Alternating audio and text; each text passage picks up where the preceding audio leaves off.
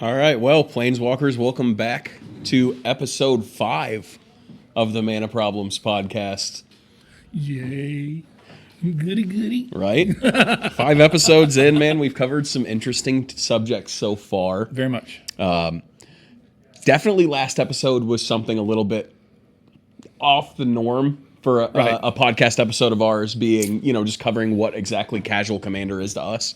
And this is kind of going to be another one of those episodes where we're not really going to follow a pretty stringent schedule. We're just going to kind of talk about what bad sportsmanship is doing to the game, what we're seeing, what we need to improve on.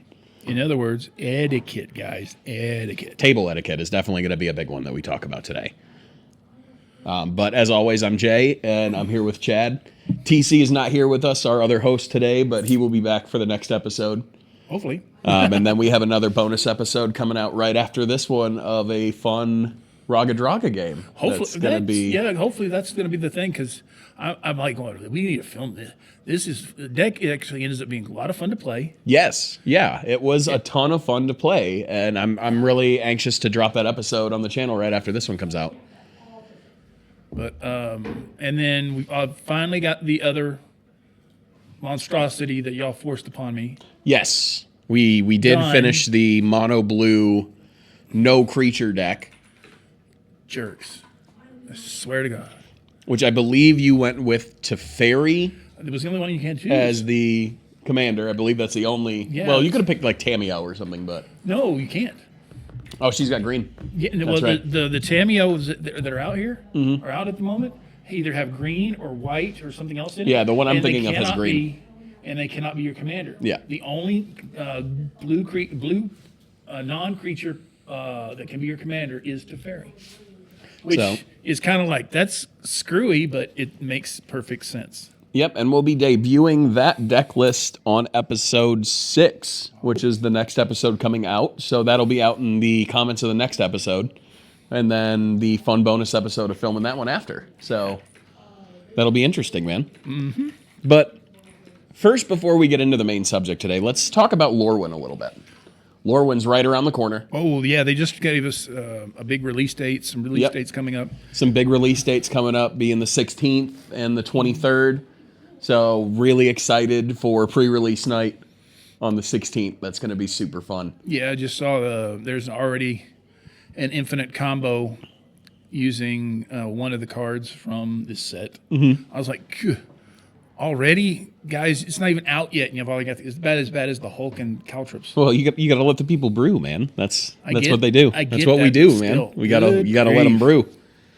I'm excited to see what other cards are coming out that they haven't featured, which is, I'm hoping we're going to see a lot more elf stuff. I hope we see a little bit of goblin stuff. I haven't really seen any goblin stuff. Yeah, that's the one that I'm kind of like, I'm waiting on, because I know that supposedly they got,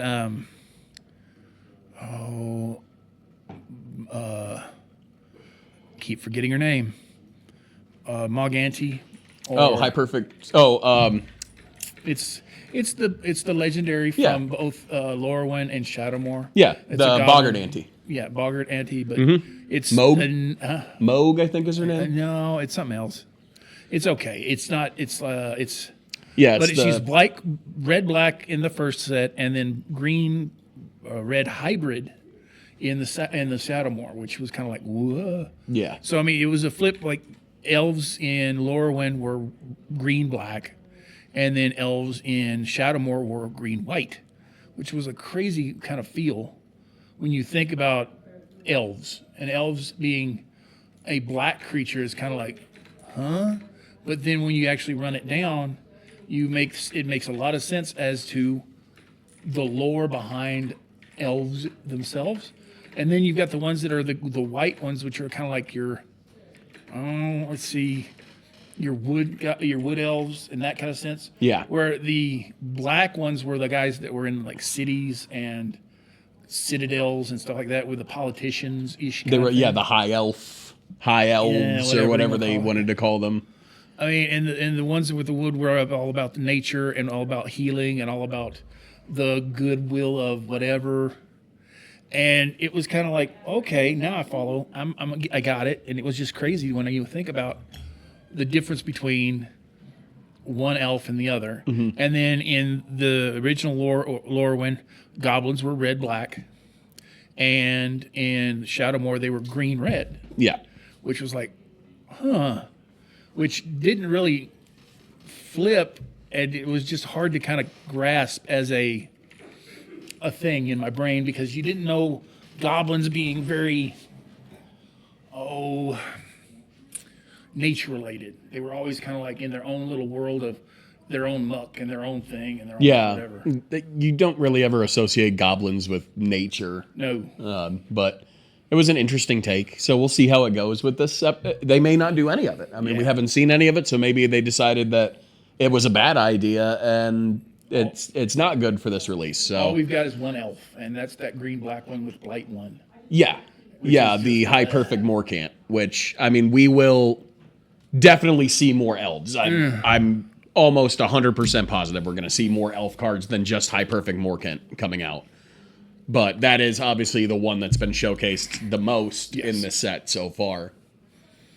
And I mean, as we go down this the rabbit hole, as I like to call it, of this new set coming out, they've got release dates set starting on the 3rd or 4th of the month and going all the way in. So it's going to be a long stretch of new cards.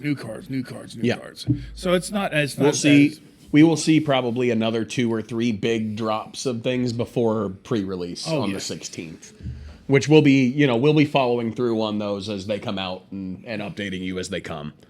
But right now, as far as what we've seen, we're really focusing on that High Perfect Morcant, focusing on that Ashling Rekindled that's been featured. Yeah, I do like the new.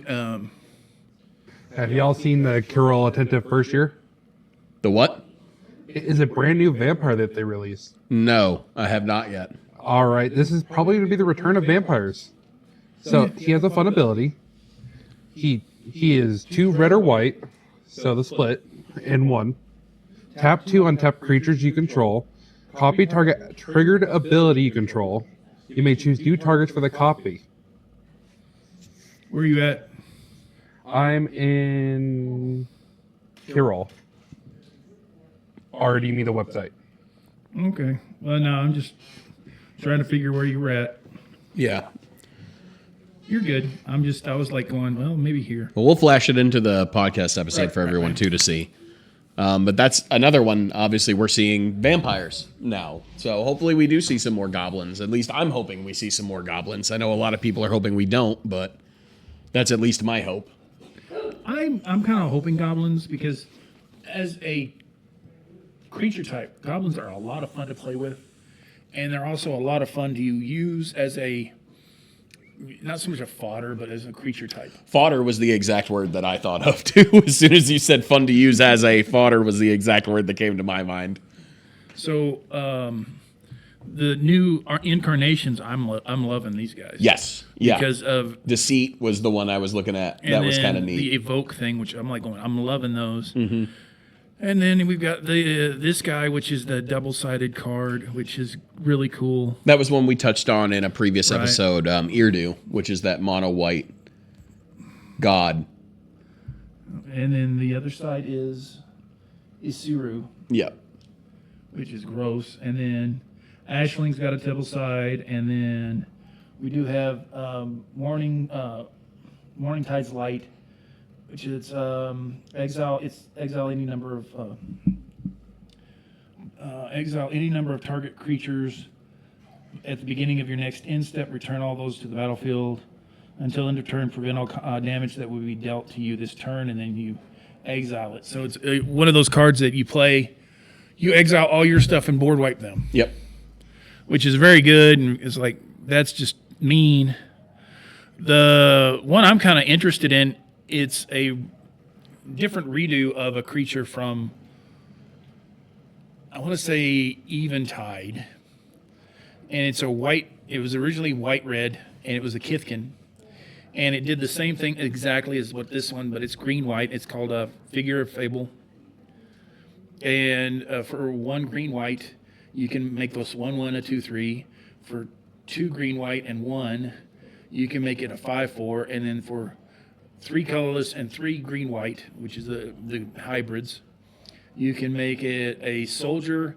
It becomes a Kithkin avatar with power and toughness 7/8 and protection from each of your opponents, which I was like, whoa. Yeah, that's gross. And then this guy is the one I'm kind of really, I'm like interested in on different levels is the Mutable Explorer. Yes. Which makes the Mutavault tokens. Mutavault tokens. Yeah. Which that's going to be interesting. I'm like, oh boy, that's going to be fun. And it's a 2. I haven't messed with Mutavault in a while, yeah. So it's going to be kind of neat to mess with Mutavault again and make Mutavault tokens. That's going to be fun. That's going to be interesting as the everything rolls down the hill with this set. It looks like it's going to be a fun set, no matter which way you look at it. I'm looking forward to this, and I want to see if the one thing I'm really interested in if they actually do bring back the 5. The 5, yes. And if for those who are not up to, I don't want to say snuff on the lore, but those who are not familiar with the lore, Chad, would you mind kind of visiting a little bit of the past lore in the Lorwyn universe and where we're going to now with Lorwyn Eclipsed? Well, Lorwyn was the first set to ever actually have planeswalkers in them. So the 5 is a Johnny Goldmane, Jace Beleren, Liliana Vess, Chandra Nalaar, and Garrick Wildspeaker, I think is his name. And those were very powerful, very strong, because each of them did something that never had been done before in Magic. And they were heavily played and heavily used for several years. They were worth a lot of money for a long time, too.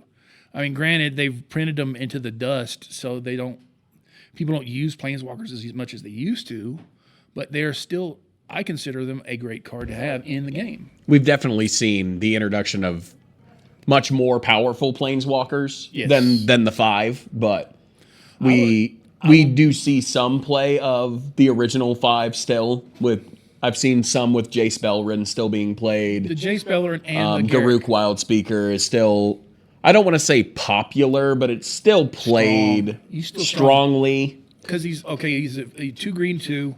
He comes in with 3 +1/+1 counters, or 3 loyalty. Then you plus him for 1. You untap 2 lands. Gross. Mm-hmm. Very powerful. Yes. And then he's maxed out right then and there for one bump, and he's maxed out. And he's an overlord or overrun on a stick, so +3/+3 and trample to everything. So it's just very, very good.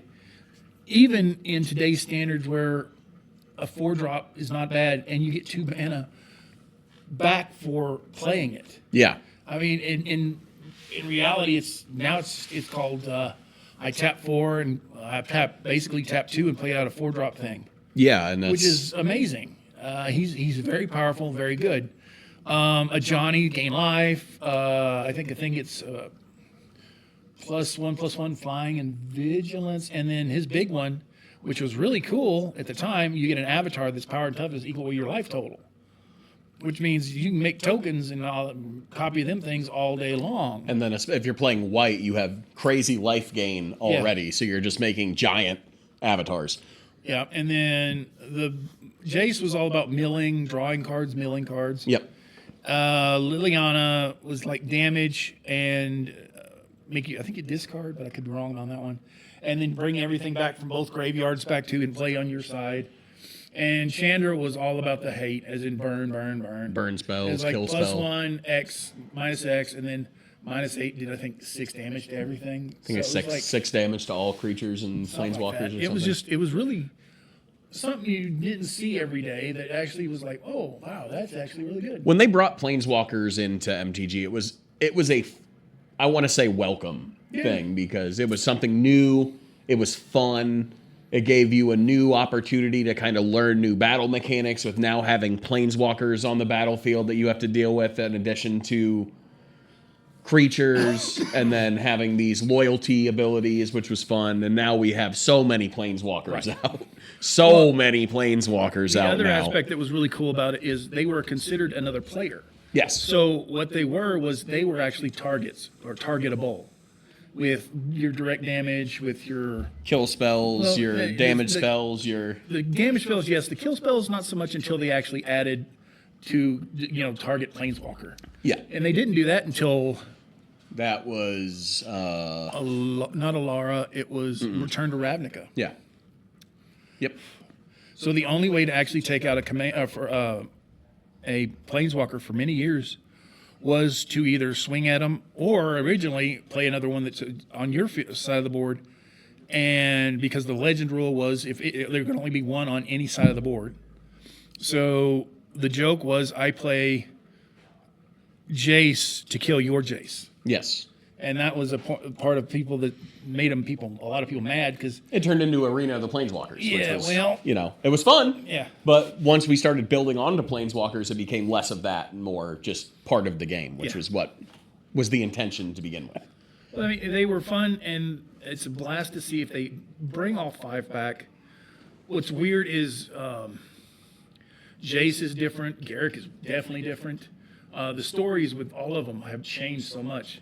The only one that's actually not so much changed per se as what she was beginning with was Chandra. But her story has changed because of the story with her parents, and I think she's seeing Nissa, I think. Right Yes. now. And then Liliana Vess is the one that everybody's like, whoa, because there's supposedly she's coming back in Strixhaven as another Professor Onyx. Yeah. But that's all speculation. I was going to say that's still speculation. I don't want to say that that's confirmed because all I've seen is rumor posts about it, but that is the going rumor right now. And I mean, Garrick's been changed out. He's like black, green, and green, black, and darker, and then he's come up brighter and come up darker again. So it's going to be interesting to see if they decide to go with these 5 again, which would be cool. They weren't even in the books. That was the part that was kind of funny. It was they had these 5 new characters, and they didn't even make the books. They were part of the side stories ish, but even then they weren't a part of the main stories, which centered around Ashling, Riss, Sig, and some of the Kithkin, which I cannot remember its name or her name, but You're going way back here. Yeah, I know. So, I mean, I don't blame you for not remembering because this is God. this is over a decade ago now. We're talking more. probably more than a decade now. I keep forgetting it's almost 2026, man. I still feel like it's 2020. You sit there and go, well, maybe not. Nope. I feel like we entered some kind of simulation with COVID, and now it's all we're just here. The problem was that everybody was like, oh, I'm just going to sit at home and disappear into my own little world. And like, I didn't have that luxury, Neither did unfortunately. I worked in healthcare, so I had to work every single day. I worked in food services, so I was always delivering. And that Yeah, was the part unfortunately, that was the delivery drivers became essential personnel because there were no restaurants anymore. So, And that's one of the reasons I was happy whenever, at first it was like, whoa, what's going to happen to my job and what's going to happen to me? And then it kind of went down and down and down, and all of a sudden it started shining back up whenever they said, oh, you can deliver food. And then it was like, oh, phew. And then business picked up exponentially. Granted, around here, we didn't shut everything down here for a while. no. To be 100% honest, a lot of people just didn't understand the fact of what do you mean by shutting down, and we got ourselves in some trouble with that. But We also, the town we live in kind of has a reputation of doing what they want. And that's, and they told the governor where to go, yep. and she didn't like it and decided she wanted to call the state police out on the city of Hobbs. And it was funny that she tried to do that because the state police went, you stupid? And she went, you were going to defy me. And the state... They went, yep. Yeah, the state troopers all said, we like our lives. We like living our lives. And if we go down there and try to shut everything down, they're going to show up with guns. And not just the regular guns. They're going to show up with ugly guns. Yeah. And she's like, well, then take them out, arrest them. And they're like, no, they own these guns legally. And she's like, how do they own them legally? Because they bought them Because this is the legally. land of the free. Well, this is also the land of the people who have guns. And that was the part that a lot of people just didn't understand was you can't tell people that they can't do something and then expect them to sit there and go, oh, you can't, watch us. And there was a couple places in town that had, and we have a large elderly population that are kind of stuck in their ways. And there was a little local restaurant that decided that they would accommodate those people, that they'd come in and drink their coffee and talk and talk and talk and talk. Well, somebody took some pictures, put it on the internet, and all of a sudden it blew up. And then she went off and go down there and arrest them, and they were like, no. So they fined the living crap out of the people that own the business. And the business went, okay, we'll shut it down. And these little old people kept showing up, waiting for their coffee, and they couldn't do anything about it. And they're getting the people, all those people were getting mad because they were like, I come here for my coffee. Where's my coffee? Where's my thing? And what happened? Well, we are definitely a town that's very steeped in tradition and customs, and we're very used to what we do every day. And when our routine gets interrupted, it becomes a problem. So the other character from the books was Brigid, Brigid, hero of Kinsvale. She was the other big character from those books. That if you read the books, they followed through this storyline, and at the end of it, Aisling was the one that flipped it.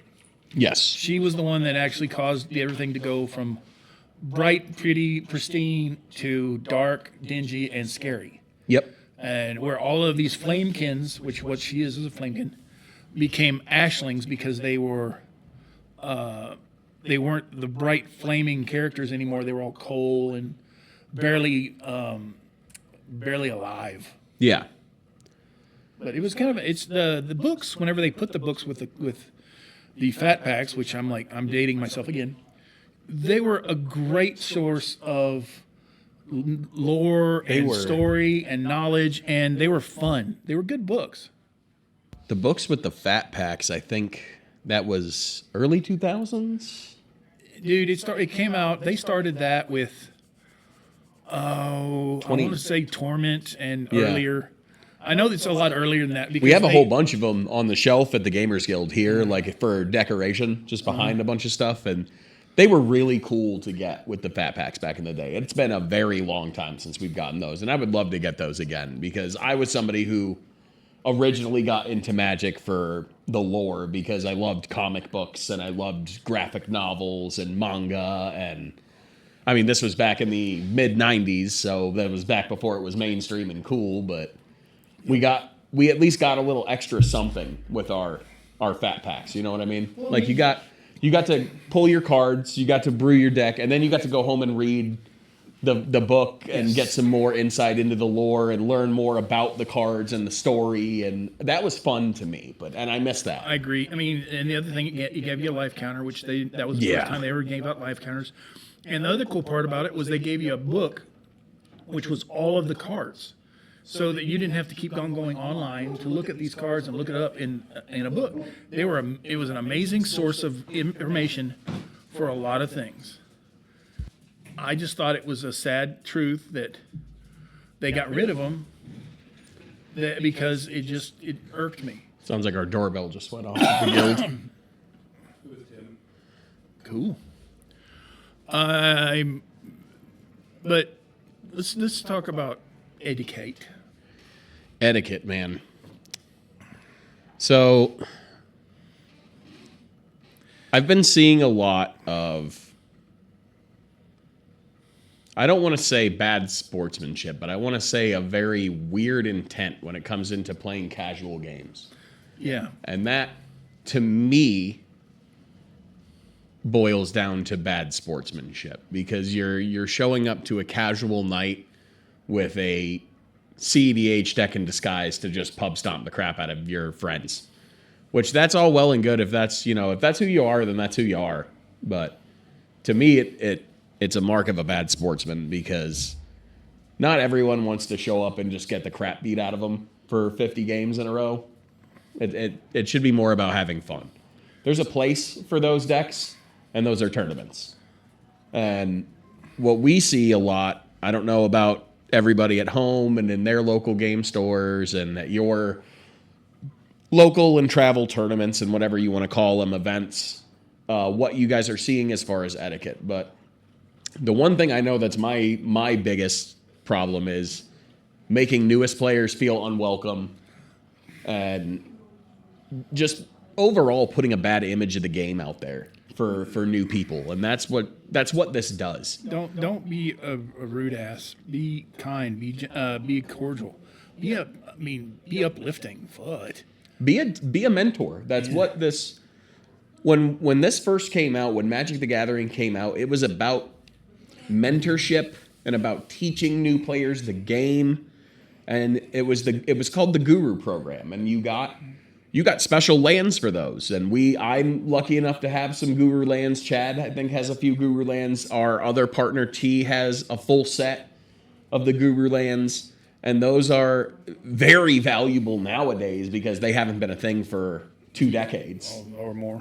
But back then it was about teaching people the game and about ambassadorship. It was an ambassador program, and that's where this game needs to go back to. It needs to go back to ambassadorship, and it needs to go back to sportsmanship, and it needs to go back to having fun, because all we see nowadays is the meta and the meta and the meta and the meta. And this is how you make the most lethal this, and this is how you make the most ruthless this. And it needs to get a little bit of a return to having fun.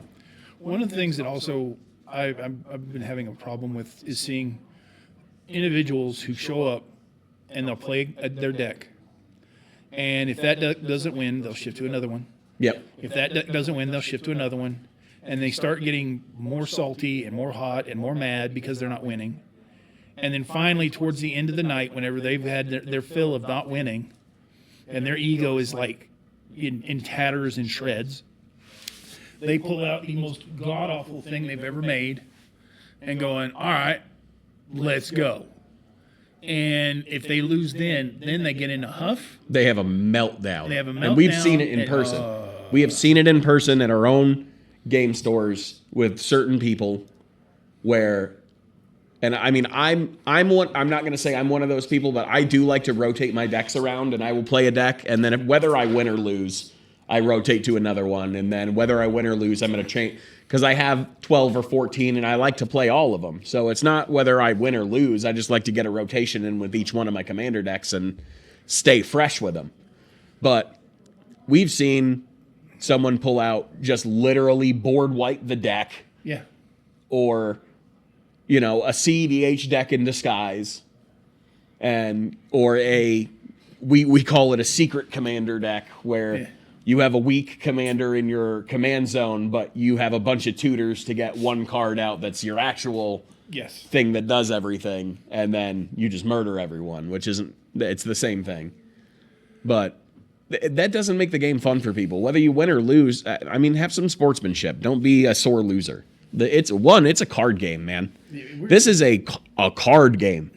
It is pieces of cardboard in your hand that you are putting on a table, man. This has no repercussions on your own life, whether or not you win or lose a game of Magic the Gathering.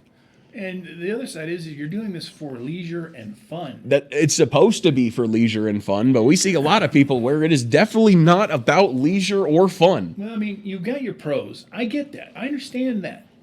But the problem I'm having is some of these guys think they're pros, and you're like, no.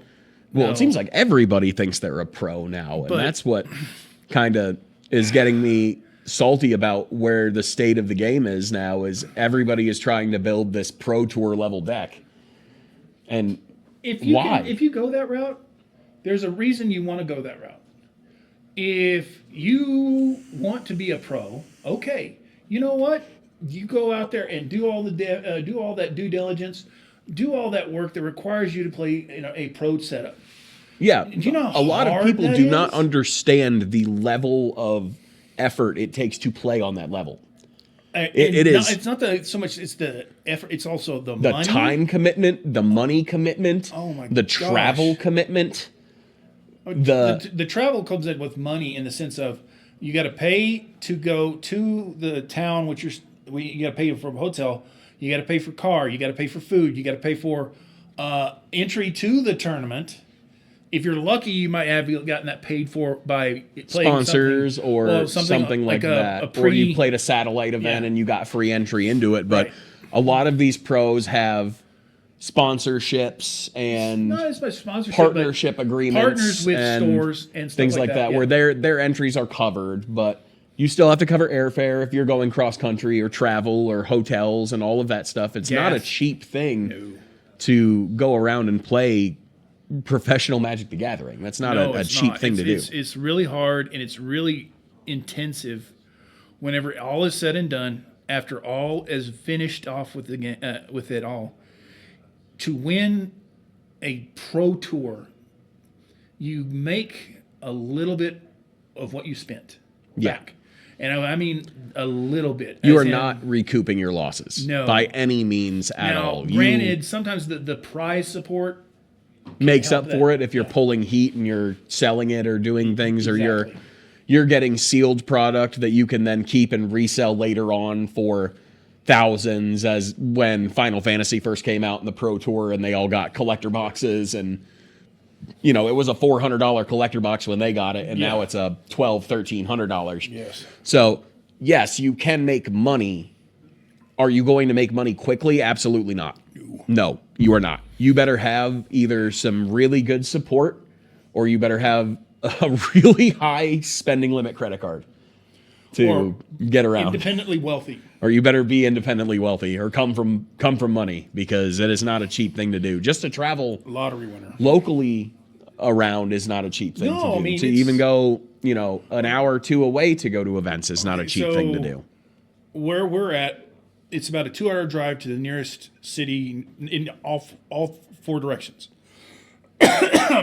So northeast, you got Lubbock. Southeast, you've got the Odessa Midland area. Northwest, you've got Roswell.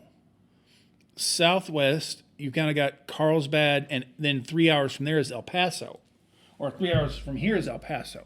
No, 5 hours from here is El Paso. 5 hours? 3 hours from Carlsbad is El Paso. Okay. But when you ever shake all this down, it's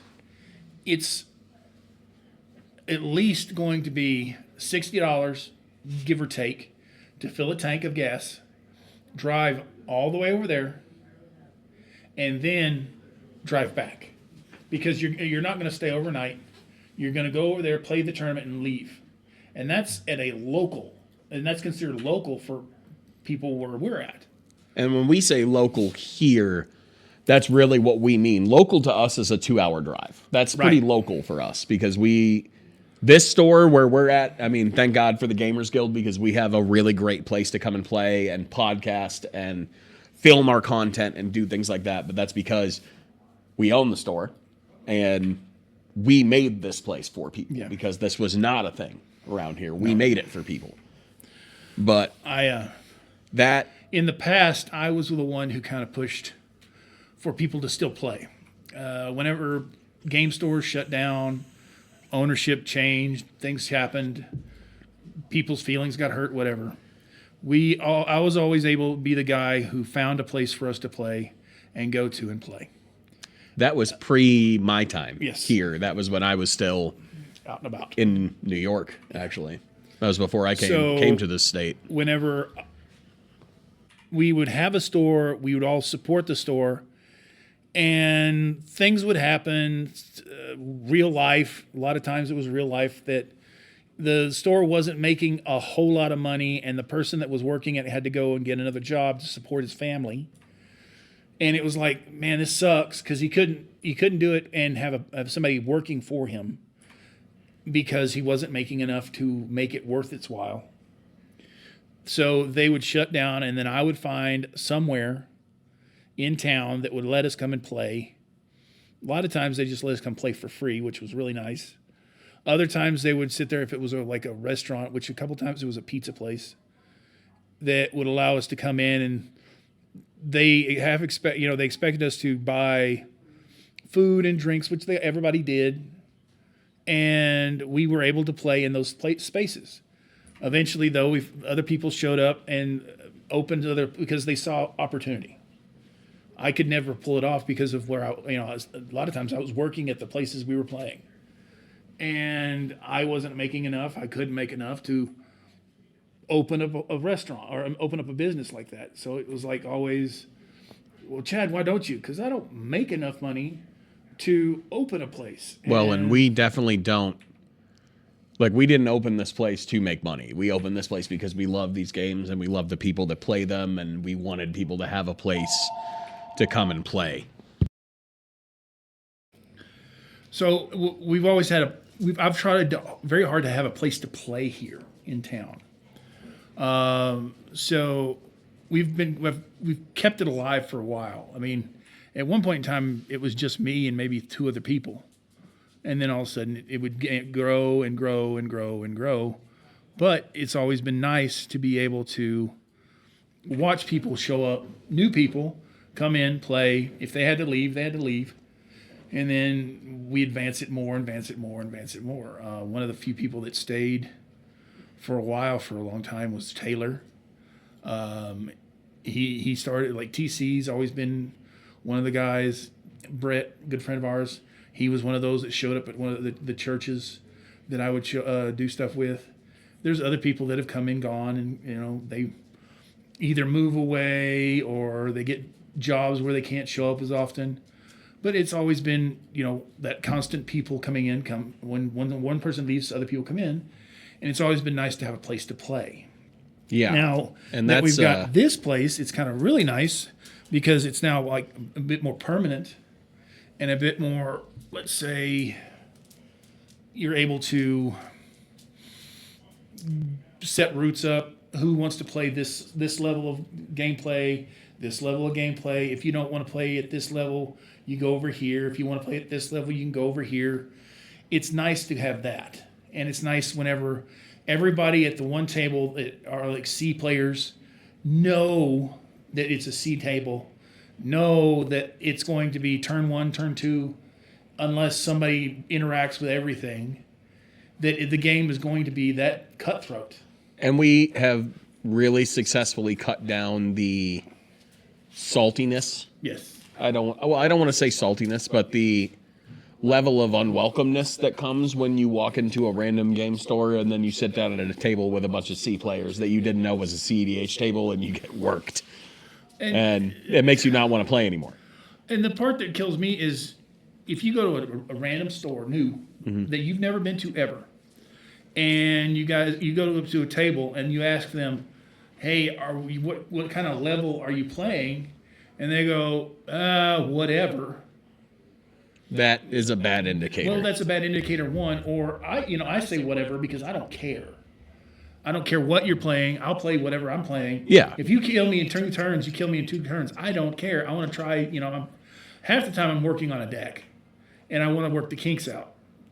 So I've been, like the Rada Draga thing, I've been working the kinks out of it. Mm-hmm. Now, I've been playing it a lot with other people and other power decks and other stuff like that.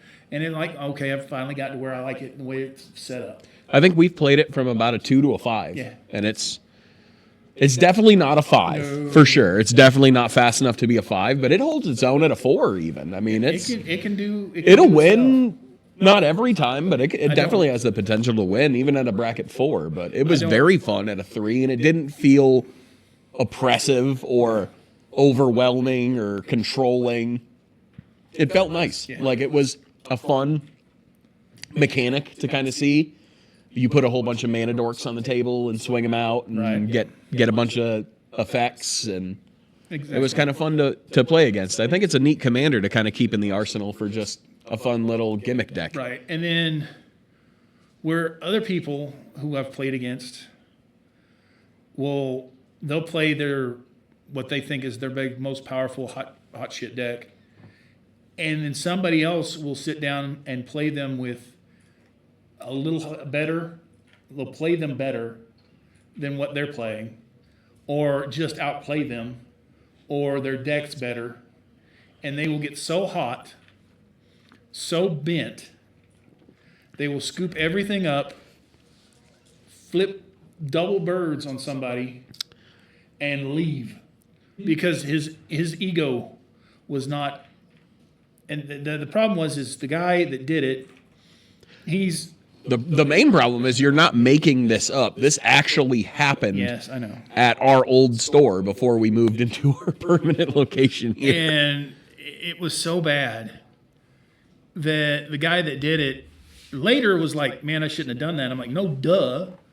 I mean, he after the fact he figured it out that this was bad, but the problem was he did it because he was so bent out of shape because his deck didn't do the thing that he expected it to, and then it didn't do the way he wanted to, and it's like the guy beat him down that fast. Well, he's also, this particular person is someone who expects to win every time they sit down at a table, and if they don't, then it's like you murdered their family. It's insane. Like they take getting hit for one as a personal affront to everything that they stand for. So it's not the type of people that I like to play at a table with, to be honest with you.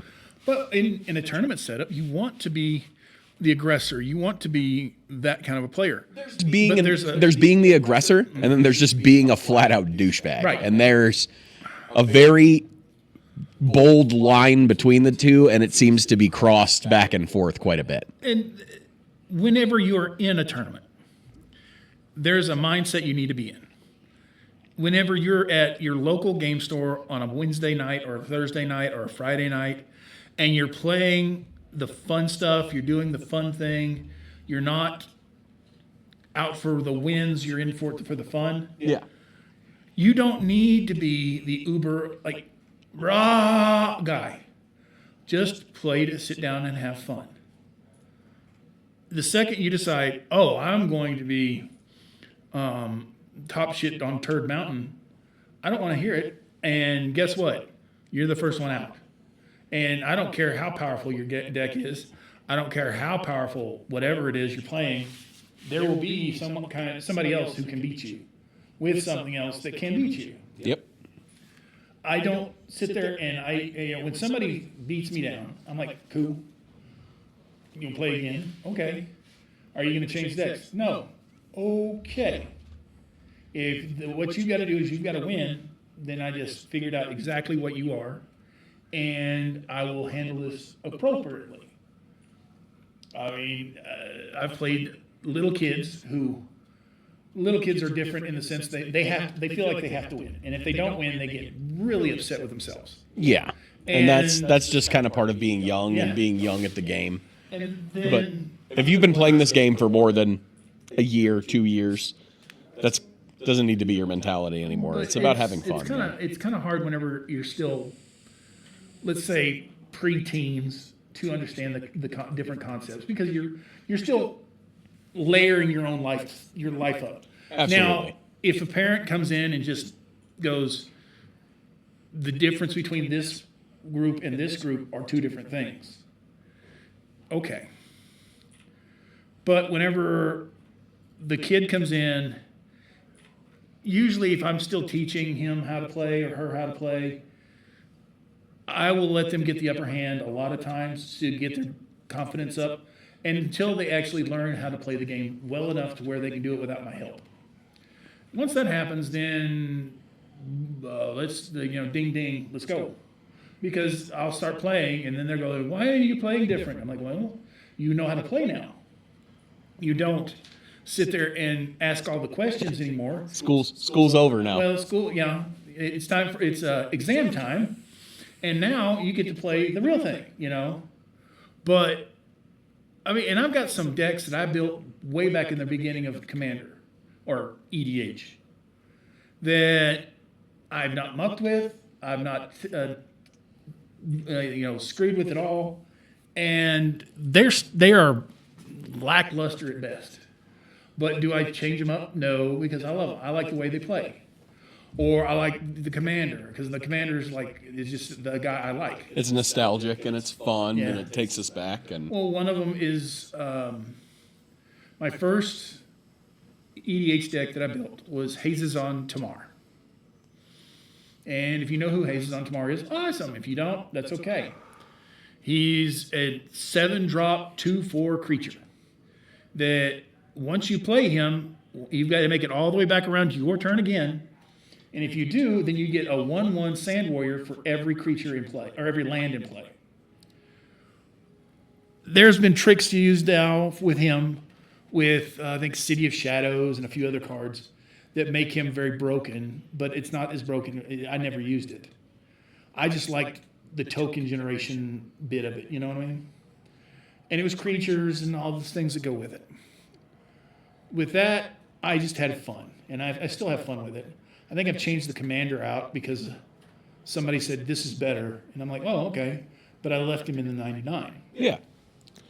But that's also a fun deck to play and a very casual setup. Where that deck is very casual. It's definitely not. Oh no, I wouldn't even call it a 3. It's like a 1. It's a 2 at best. I mean, there's a lot of expensive cards in it, but they're expensive because they're old. Yeah, they're expensive because they haven't been reprinted and they're old. Ever. It's not because they're broken. They're just old and there aren't any other copies. And then I do have some CDH decks. I've got 3 of them. And when I sit down to play, and everybody knows we're playing CDH, I just sit down and play CDH. Our CDH table, I will say, there is no saltiness. Everyone plays at our table. We have a pretty normal 6 to 8 people that we play CDH with. Yep. That everybody knows each other's play style. Everybody knows how we play. And nobody really gets upset when we do what we do because that's CDH, man. Like, you're out here to win. We're here to win, and we're here to win as fast as possible. And if it takes me doing something really gross on turn 1 to lock down turn 2 and winning, then so be it. I've won on turn 2 many times. Same. And it happens. And nobody gets upset about it. When it happens 15 times in a row, people get fucking annoyed. But well, I mean, granted, I do have a stack deck. And whenever the stacks start showing up, then they start getting salty because it just slows the game down. But that's the way the deck wins. Is it slows the game down enough to where I can do my thing. Yep. Which is fine, and that's a game. That's a strategy, and that it works. But everybody also knows when you sit down with that stacks deck, we all just target you first. Or try to. Yeah, and you don't get mad when everybody gangs up on you because we all know what you're doing. You're playing stacks, and nobody wants to play that. So turn 1. Draneth Magistrate just sits everybody off on a spiral turn. Yeah, it's not it's fun, called rude, but I know there's stuff that happens, and it's the game. It is definitely the game, and it's the way you play and the way you approach a game. Now, one of the things I also want to touch on is when you go to a tournament or you go to your local game shop, dear Lord in heaven, bathe, put on some deodorant. Try to use some soap. The love of all things that are good and holy. Bathe. Put on deodorant. Change your socks. Don't come in smelling like a Foot Locker or a litter box or something like that. Because, one, Magic the Gathering players already have a horrible stereotype of being dirty and not... We don't need to have that stereotype. Like, everyone that comes here and plays... 80% of them are adults, and they all know that we don't tolerate that here. So it's one of those things where have some respect for yourself and your other players. But I mean, if worst comes to worst, so let's say you're coming off a job, and then where we're working is, or where we live, a big portion of people that work in this area is working in the oil field. And when you work in the oil field, you come off the job nasty wreck. You reek of petroleum or H2S gas or something along the lines. It's just foul upon foul. A lot of people, they'll go home, they'll shower, they'll change, and then they'll come up here, ready to go. Some guys will show up straight off of work, still smelling of petroleum, still smelling of CS gas, still smelling of whatever fryer they were behind, and you're like, dude, did somebody die on your chest? Or what the hell? I knew a guy who used to work for a local fish place. And every once in a while he'd walk in and you're like, damn, that's that guy. Because it permeated his skin. It permeated everything about him. It just reeked of fish. And there's nothing he could do about it because it was in his skin. It was in his pores. It was one of those things where it's like, dude, you need to go like to a sauna or something and sweat all that out for like a week. But it was bad because it was in him. And there was nothing he could really do about it. And so he got to where he was carrying around a can of Axe or body spray of some kind. And there was a point in which we went, okay, that's better than the dead fish walking around the room. And then some people were like, why is he carrying around a bottle of Axe? And I'm like, well, give it a minute. Or one of the ones that got me was one of my friends, when he does, he works in a pizza place, he does prep, which means all you're doing is you're preparing everything before it goes on the pizza. And he'll get to chopping onions. And once he's done chopping onions, his hands, his feet, his head, his entire body smells like onions for at least an hour to an hour and a half afterwards. There's nothing you can do about it. It's the onion that we have here. It's that white, strong monster of an onion. But whenever you know these guys and they try and they put themselves out there to go, okay, I'm going to go home, I'm going to take a shower, or I'm going to go and get a body spray, try and get rid of this funk, that you go, okay, cool. Now I've been to big tournaments. Yeah. And one of the guys decided he would be really cute, and he decided to put doe urine on his boots. And if you've ever been doe hunting or deer hunting, that stuff is insanely strong and powerful. He got 3 rounds in where all of his opponents were just like dying because they couldn't stand the smell. And then finally somebody called a judge, and the judge was also a hunter, and goes, all right, I know what you did. I know what that is. Either get rid of them or I'm going to dock you, or I'm going to chink you, or whatever, judges, about it. And he's like, okay. So he had to leave the tournament, go back to his hotel room, change out his boots and all that stuff, basically lock them some bitches up in the bathroom, put on some new shoes, and come back. And the judges were like, they got to the point where they were like, no, this is not going to happen. So which there has been a setup now where certain judges will know whenever somebody decides to show up purposely stinky, they will have a solution, which is nice, but it sucks that the guy put all that money and effort into showing up, screwed over 3 players, but he got his comeuppance at least. So, he should have been disqualified. I mean, in all seriousness, because he had to leave, he essentially was. Yeah. Because they made him leave, go back to the hotel, which is not a part of where you're playing, shower, and then change, and then come back.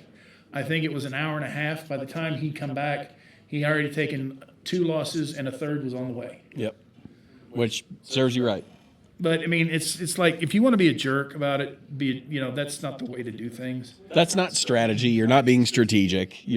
No one thinks that you're cool doing that. You're a loser if you try to pull that kind of stuff off. It's a dirty-handed move. You're a pathetic excuse of a player if you do that. You don't need to be playing this game.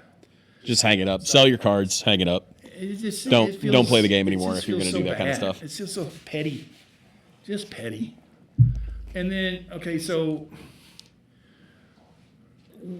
and then when you're at a table, be kind, courteous, be upfront about what you're playing in the sense of announce your cards. Now, granted, I get in a bad habit because I know I've got a strategy in my brain and I move like 3 steps ahead and half the time in my brain.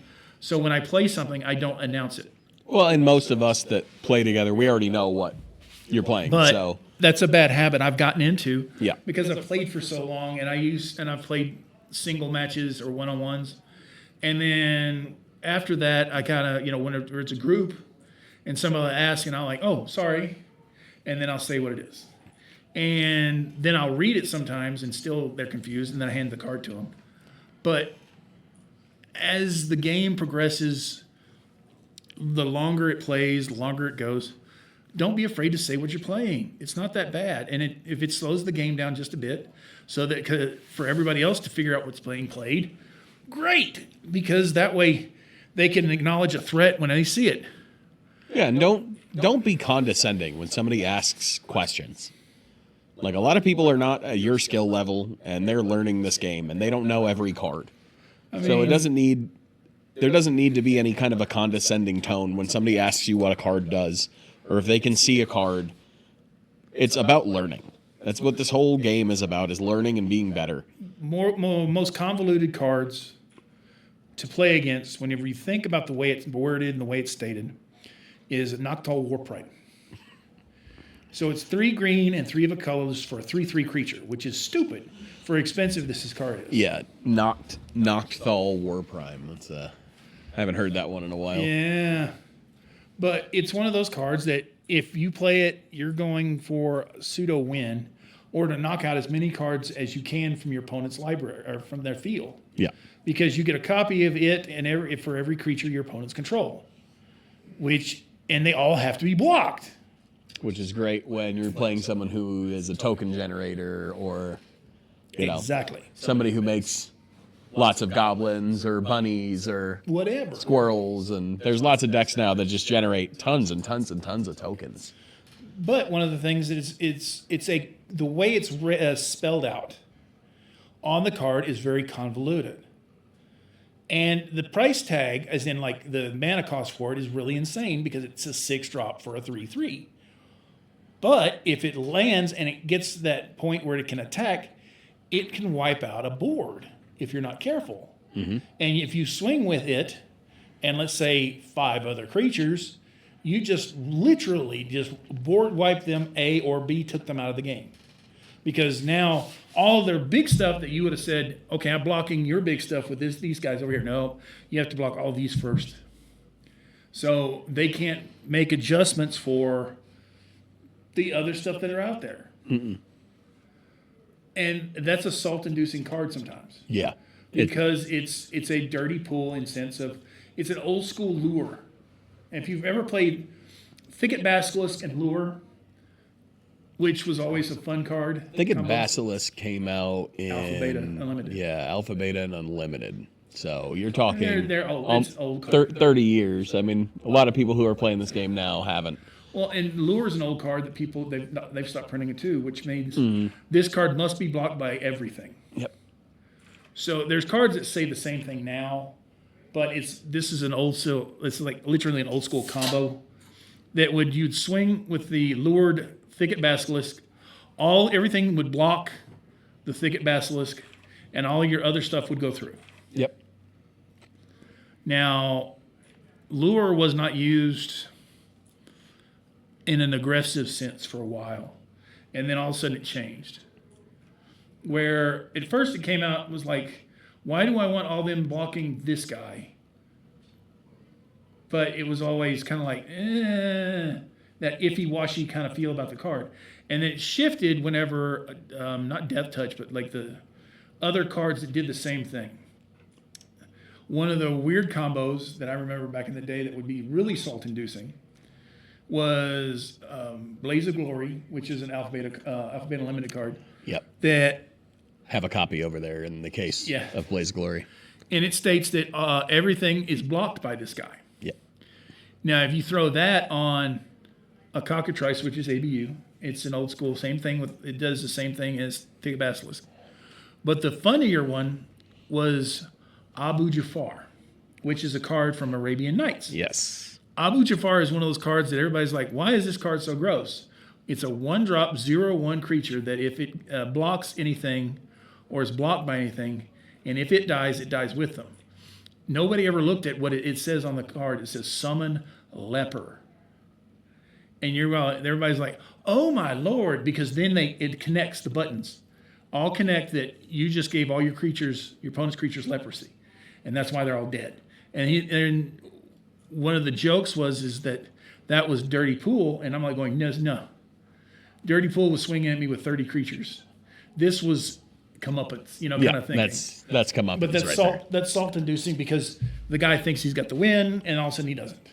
Well, anytime that you think you've got the win on lock and then somebody goes, not so fast, it's salt-inducing. I mean, you think you've got this game locked, and somebody makes you discard your hand, or board wipes you, or fogs, or, bounces all your creatures back, or something like that. There's so many ways of interaction nowadays with this game that just because you've tutored the top card of your library doesn't mean that you're going to draw it necessarily. No. Like, there's a lot of ways around that now. One of a salt-inducing card that I love playing, and it depends on when I play it and who I'm playing with, is Teferi's Puzzle Box. Yeah. Because it just... Oh, man, I hate that card. Well, I mean, it forces everybody to cycle through their decks. And if you are a guy that has to have his entire deck or his entire hand laid out and planned ahead, this card just irritates the living crap out of you. Because you take your hand, put it on the bottom of your library, draw that many cards, and then you do your draw phase. Which just resets everybody's mentality. But if you're playing a deck and you want to see more of the deck in your cards, it's a great play. It's a great card. If you're playing dragons, it's an amazing card because you may have a great dragon in your hand, but he costs 8 mana and it's on turn 1. So, or turn 4, whatever it was. So you put it on bottom and you draw X number of cards again. So you refill your hand up with new stuff. Maybe now that new stuff works better in your favor than that one card just sitting in your hand. Yep. Going, F you, I'm going to sit here and look stupid because you cannot play the card. Yeah, exactly.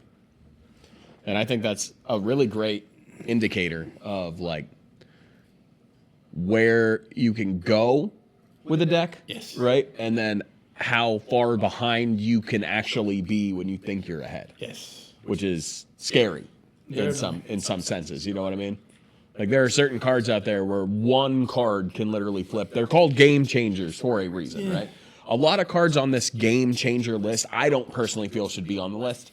And there are some that aren't on that list that should be on that list that are major game changers. But there are definitely some on there that are total game shifting cards. Yeah. Well, there are a lot that have been forgotten that are older that are also really big game shifting cards that have no restrictions. Yeah. So, I mean, I'm glad they took Vorinclex off the list because it was a salt-inducing card. Yes, I'm not going to say it isn't, but it was so expensive to get off that it took forever for that guy to come out. And then, and it's counterable.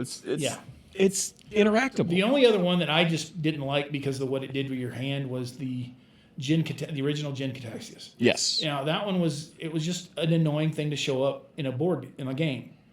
Granted, did it live all the way around the table 90% of the time? No, it didn't. No.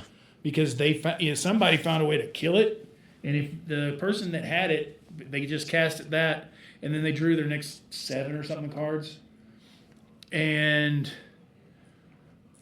the problem was they had a handful of cards but no mana left. A lot of times they would let that happen, and it was like, why did you do that?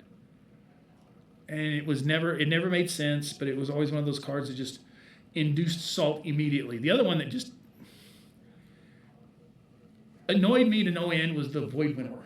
Yeah, Void Winnower was... It's one of those cards that... It's very annoying. Everything, you can't play anything odd. Or even. Is it even? Yeah, locks out all your even spells. Yeah. And whenever you're building a deck, you're not even thinking odd or even. No. You're not even thinking in that realm of reality unless you're building the deck around Void Winnower. And if you are, you're a jerk. Well, we just played it last week with someone, and I was running my mono red goblin deck, and I would say 50% of that deck is 2-drops. So that does not help me at all. It's 2s and 0s. Yes. So it's not helpful to me. All of my spells that do something are even in that deck. My commander, Snoop, Kiki-Jiki, everything is even. Kiki's odd. 6. No, he's 3 and 3 red. 3 and 2. I thought 3 and 2. Yeah. 3 and 3 red. Okay. Yeah. But it's funny that all your let's say what I'd say is your commanders. I'm gonna say that. Mm-hmm. You know what I mean, like Goblin King and Chieftain and all those. Those are threes. Goblin King's a 3, Chieftain's a 3, Trash Master's a 3, Chain Whirler's a 3, Tuk Tuk is a 3. So there's things that are 3s, but the stuff to pull the loops are all. Yeah, I know. The only thing that's not Skirk is a 1, Palacic Mons is a 3, but Conspicuous Snoop is a 2, Yeah. Kiki Jiki's a 6. So you need It's those. crazy. It's like, in the sense of. It's a pain. And then, like, to do the other stuff that I need to do in that deck to win, like with the Charbelcher loop. Charbelcher is a 4. And then Reckless One is a 4. Yes. So it's like, it's hard to stop something that locks out even spells. And that's one of the things. It's a salt card. And it makes people mad, but then again, you go, okay. Yeah, was I salty about it? No, because, I mean, that's at the point where everyone at the table comes together. We're like, how do we deal with this? Because this needs to go. Yeah. It is gross. And then everybody just kills it. Right. But the other side of it is it's salt-inducing, but do you have to get mad about it? No. No. If you get mad, okay, what is it doing? It's doing nothing for you. You're accomplishing absolutely nothing by getting mad at a card game. And it's called... Unless there is serious money on the line. Yeah. And I mean serious money. Not $100, not a booster box. I'm talking serious money. There's no reason to get mad at a card game. Like, that's childish. And there's no sense in trying to get mad at it. I mean, I get mad because my deck didn't work. Okay, fine. I get mad at myself because I played like an idiot. Or that, yeah. But, like, I'm not mad at everything else. I'm not mad when I get targeted when I'm playing a deck where I am the threat at the table. I don't get mad at getting hated out. I get mad when I sit down with a chill deck and then I get targeted and hated out when I'm not even the table threat. Then I'll get mad and I'll tell you something. But, like, that's here and far between. You know what I mean? That's one of those things where some people don't have the right kind of threat assessment, or they just have they're deeming the wrong person the threat. And a lot of that comes with playing that person over and over and over again. And it does. It comes with playing the same people over and over, and you know that person generally plays something really gross, and it's, you know, it comes out of nowhere kind of thing. And then you're sitting down at a table with people who you've never played with, but also have that reputation at their store that we're now playing at, and you're playing against the shark that sits there and acts like the inexperienced guy. And that happens. It happens all the time. And it's not something to get salty about. No. It happens. Get mad about it for 30 seconds and then move on. And just be done with it. It's over. It's a card game. You're not losing money out of it. You're not getting murdered from it. Your family's not going to die because you lost a game of Magic the Gathering. Exactly. Like, it is a very minuscule thing that happened in your life that was negative. And we can move on from that. You know what I mean? Very much. My thing that I hate more than anything, though, is freaking luck sack people, dude. We have a couple that we play with that, I don't, if you've watched other episodes from our previous Commander games at the Guild, there are people out there that just have insane luck. And it happens, man. I am not one of those people. I do not have that kind of luck. But there have been times where we have watched a game unfold and this person has gotten thrown against the wall and they got 1 life left and they pull the 1 card out of 100 that they needed to win the game, and then they sit there and play solitaire for 35 minutes and we watch them shuffle their cards on the table and then pick them back up and then put them back down and pick them back up again and then take an extra turn and then put them back down and pick them back up again and then gain 50 life and then win the game. So, and that is like getting kicked in the balls, dude. It sucks. There's a guy that sucks, dude. And it's nothing against the people that do that because they just have insane luck. Buy lottery tickets, though. What are you doing, dude? There's a guy who used to play. He was a teacher here in Hobbs. I think he's now in somewhere in East Texas, or well, not East Texas, but eastern or western New Mexico. And he's their football, basketball. He's their head coach. And inevitably, it'd be me and him on the final table. And I would be trouncing the ever-loving crap out of this guy and pass turn. And the one card he needs to win the game is all the time on top. It got to the point where I was like, if I'm going to play this guy, I want to play him first so that if I lose to him, I lose to him. If I beat him, I beat him. But I want to get this crap over with now. Yeah. Because I'm tired of this crap. We've had it happen. It happens to me quite a bit, honestly. I have kind of crappy luck coming against people like that, and it's been against people that have played mono blue. It's been against some mono green players that have just pulled the freaking finale out of their ass, the endurance, whatever they needed to beat me.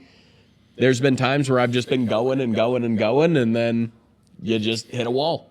And it happens. And it stinks, but it's not an every time kind of thing. If it is an every time kind of thing for you, then you need to look at your deck and fix some things in your deck if it keeps happening to you. Well, the one thing that was with me and him was a lot of this was like sealed tournaments. Yeah, and So those are hard to kind of guarantee anything. I have the worst luck when it comes to sealed events, the buy a box tournaments, the sealed drafts, even pre-releases. The last, I think, 3 or 4 that we've been to, I have had the worst pulls out of those packs where it's honestly laughable, the thing that I have to put together to try to win. I mean, I've had those too, but one of the things that just annoys me whenever I play this guy is we'll get down, sitting down, and I have a great opening hand. He'll have a decent opening hand. And it will be going back and forth and back and forth and back and forth. And then for 3 or 4 turns, I'll brick, which is draw a land. No interaction, no nada, just a land, and a land, and a land, and a land. Drop a land and pass. Drop a land and pass. And he's just sitting there going, awesome, because he's not drawing lands, he's drawing gas. And you want to sit there and go, that's awesome, dude. But I'm like going, I want to strangle your ass. Yeah, because this pisses me off because we both have good decks. Now, granted, I don't like winning to land hose or, flooded. No. I don't like winning that way. I don't feel good about winning when my opponent drew 1 land for the entire game and I just beat the crap out of you because you couldn't even cast anything. That doesn't make me feel good. I'm going to take the win. Don't get me wrong. Man. In a tournament, I'm taking the win. I'm not going to feel good about it, but I'm taking the win. But it also sucks when you're playing in some of these tournament events and it's 1-on-1 instead of a 4-pod. So drawing a land for turn is detrimental to you a lot of times, where in a 4-pod, it's actually good. And it can do something for you, where you're literally drawing a land, dropping it, and passing, and now you're going to get beat on because you don't have anything else. I mean, and the luck sack thing is from a statement made by somebody else about people that are lucky whenever they do stuff. And the reason I call it that, and I've been calling it that forever, was that they just get lucky on their pulls. Now, the guy that I'm talking about playing, he was a very mathematical player. And he did everything by math. How he built his decks, how he did his decks, everything was math-based. So it was really kind of odd to watch him build and work around his decks. But he was one of those kind of guys that he was always, okay, this ratio to this ratio to this ratio gets me to this, to this, to this, to this. Yep. And at one point in time, that was probably the best way to play. Things have changed since then because of... I was literally about to say, it's probably not the best way to play now, but back in the day it was. And he was one of those players. Now, he hasn't changed his play style at all. No. He still plays that way if he plays at all. He's been one of those guys that has stopped playing because he didn't like where the game was going, in the sense of he's not a commander guy. He is a one-on-one, let's play it and have, let's 60-card deck and... Let's 60 do it the old-fashioned way. And his statement was, I cannot sit for longer than 15 minutes without, winning or losing or something. And let's go to the next game. Let's go to the next game. Let's go to the next game. Well, and I think if you're that kind of person, then CEDH is where you need to focus on, because most of those games, I don't want to say most, but a good majority of those games don't last more than 15, 20 minutes. Right. And you're on to the next one. If that. I mean, we have games that last 3 minutes, 5 minutes, and it's 2 turns and you're done. Yeah. And then we're on to the next one. Then you get guys that play, stacks. Yep. And then you've got guys that play, you get a table of 4 stacks decks, and it takes an hour and a half to get through a game. But, I mean, the people that play that way and the people that do things like that. Now I've gotten salty at this guy before, and then he comes up to me afterwards. Are you okay? I'm like, yeah. It made me mad, and he goes, yeah, I know, and I know. We've talked this out to us between us several times about the fact that when I play him, I'm highly ticked off by the end of the game for the fact that he always looks like the win. Oh, we all have those players. We have the one here. I love him to death. I love him like a brother. I would do anything for the guy. But he pisses me off every time we play. He pisses me off because I don't want to sit there and watch you play solitaire for 45 minutes because we already know you're going to win when you're like, oh, I pulled this card. We can just scoop it up and play another game. We don't have to sit there and watch you play it out. You're the only one that wants to play it out. And we all want to scoop it up and just play another game. But we have to sit there for 45 minutes and watch you play 4 turns by yourself. Because you don't know if you have the win yet. You have to play these turns out. And now I'm like, oh my God. He has to be honest about it. He has to. The problem is it always happens. Yes. It always happens. Not once has he played those turns out and not one. And he'd been like, oh, I'm sorry. No, I don't win. He always wins. And it's just annoying. I love him to death, but it's still annoying. Doesn't make it any less annoying. Agreed. I mean, and the guy's cool and all this stuff, but one of the things that kind of issues that you have whenever you play people like that is you get salty about it, you know what happens with it, and if you're prepared for it, you're okay. I'm usually prepared for it because we're playing on a table with me, you, your brother, and him. So whenever that starts, I just look at your brother and like, let's go outside, and we go outside and smoke a cigarette, and then I go get food.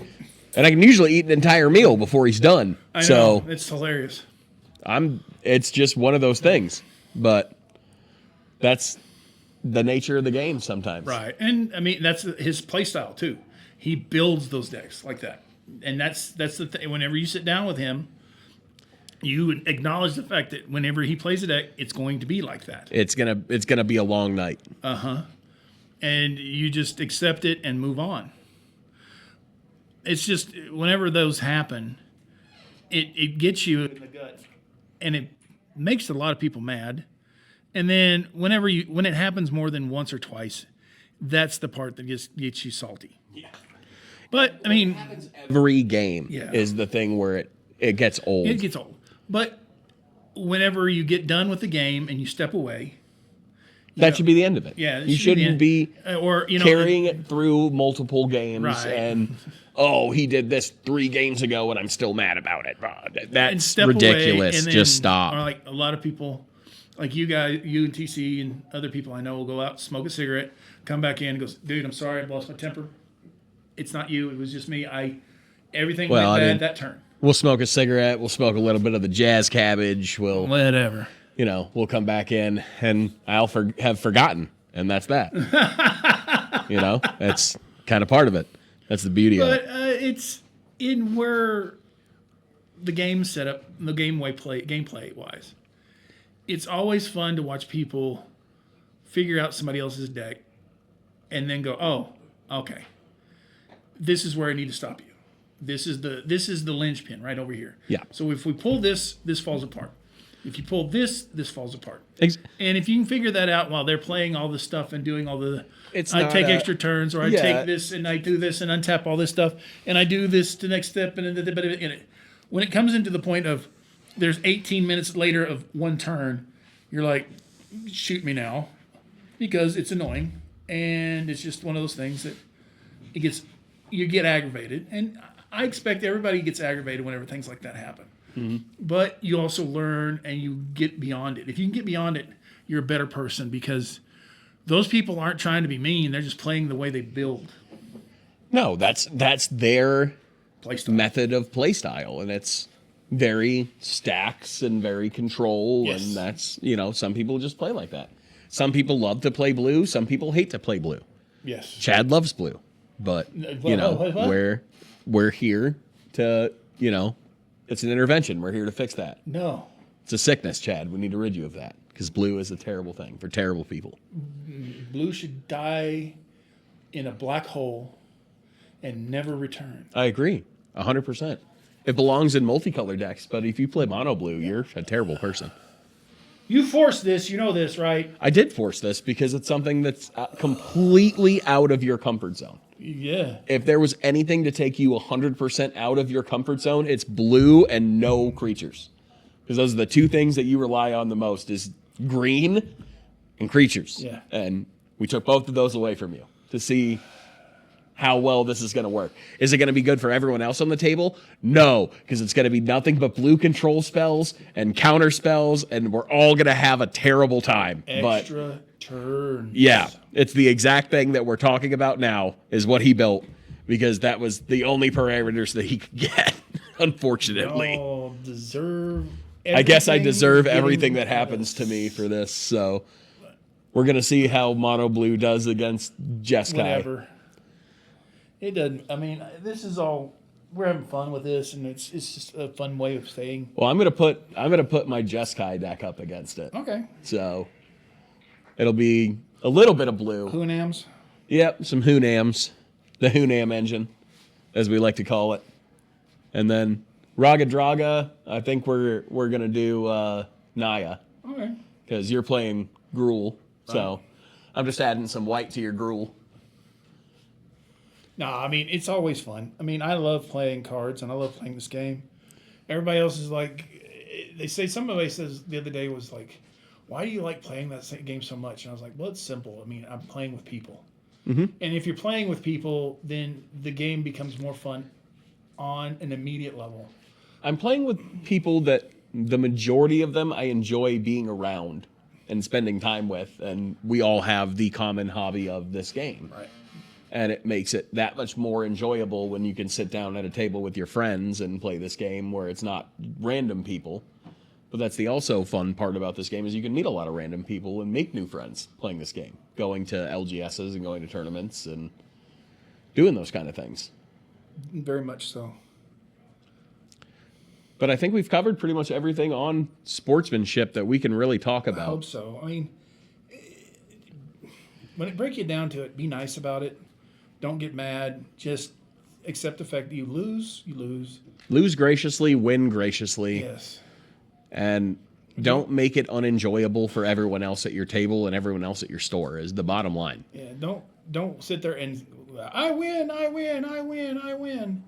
and gloat it over them. No, dude. Chill out for 5 seconds. Say thank you for the game. And I'm glad I won, but thank you for the game. Yeah. And other people sit there and go, I won. And they're like going, at a big tournament, that's a bit like everybody. I've done that once and immediately regretted it because it was a hard fought game. Mm-hmm. Now, the guy was not happy that I did that, but at the end of it, I was like, dude, I'm sorry. I was happy I won because it was like that infinite thing at the end. And he made a mistake, and I benefited from it, and that's the only thing that kind of got me over. And he was like, "Damn it," And I bowled it out, yes, kind of thing. And everybody else is like, I drew all the attention to me. I didn't mean to. Well, and that's very out of character for you because you're not normally someone who doesn't win graciously. You normally just stay silent and shuffle your cards back and get something else and play the next game. Yeah. So, but it was one of those kind of tournaments that it was really tight, really close, and there were prizes up for grabs. So yeah, and those are exciting. It's exciting. But it was fun, but like I said, it was the one time that I can remember that I was one of those boisterous winners, and it was not even. The part that was funny was this guy and I had a good rivalry going in the sense of when we played, it was either him or me, kind of like back and forth. And when I finally got the win over him at this tournament, it was kind of one of those last things that I had been to that store. I haven't been back to that store since because money, and I think they've closed down since then, and things have changed. I think they changed ownership. No, this is in Clovis. I think they're open, but it's under a new name and new ownership. Maybe now because it's where we go play Warhammer. Maybe. Yeah, I think it's the same place we're talking about. It might be. But I mean, there have been times in tournaments at the old store where we have players here that are super fun to play with, but are not the most experienced, or were not at that time. Right. This was a year ago, and there was someone almost in tears at the fact that the way that this other player was treating them on this table. And that is the kind of stuff that I can't deal with. Being a card shop owner, and 2, just being a player. Yeah. I won't tolerate that, because it just so happened that the next round, that guy got matched with me and one of the other workers, and he and I just proceeded to take this guy to the woodshed, and he didn't play a card. I counterspelled his soul ring. He didn't have lands. Like, we took complete advantage of him and just kicked him off the table, and he got salty and left right after that because he lost. And those are the kind of people that just don't make the game fun. No, and they're in it for the ego. This game, if you can separate your ego from the game every once in a while, it makes it that much more fun. It makes it that more and fun and more enjoyable for everybody. It's not the end of the world if you lose a game. Yeah. That is not the best players of this game. There is not one person who plays this game that is undefeated. Oh, no. On the Pro Tour. Not one person that is undefeated. Ever. There are ever in the history of the game that has had an undefeated record. And that's the beauty of this game, is there is no one who is the end-all, be-all, the best, because anybody can lose on any given day. If you don't draw the right cards, if you get land hosed, you get flooded, you make the wrong stupid play, you can lose. And the most novice player can take out the best player because you made a mistake or you just didn't draw the cards. No, you can draw all lands and they draw all gas. And you draw nothing except for lands and they draw all the gas. Yeah, and that's the beauty of this game, is it's completely randomized. And it's lucky. You're lucky. It is skill. Yes, there is skill involved in this game. I'm not saying there is not skill involved in this game, because you need to know how your deck works, what the cards do, how they stack. All of this. There is skill involved, and there is stuff that comes with practice and playing your deck over and over and over again and learning the cards. Yep. But what I'm saying is there is always that mist of what if, right, that can come and happen. That you could make that one wrong play, and I could just have that one card that completely takes you out. Right. And that's why I love this game. But don't be a dick about it. Yes, just be cool about, don't sit there and show everybody your ass whenever you lose. Be cool, be calm, be courteous, and just keep your head about your shoulders. And everybody will actually enjoy what you're doing and enjoy what you're playing. And whenever, especially if it's a cool combo, a cool this, a cool that, if they've never seen this before, oh, that's really cool. Oh, that's awesome. Oh, wow. But I think we're about to get done here. What do you think? I think so, man. I think that's about all we can go for this tournament. And I think the only thing I can really leave you with is next episode, we're going to be doing the debut of that mono blue deck that we did. And we're going to be breaking down some new sets that were our favorites from back in the day. Yes. Some that we really didn't like. And then talking about some more things about Magic the Gathering in entertainment. Yep. So until next time. Have a good one.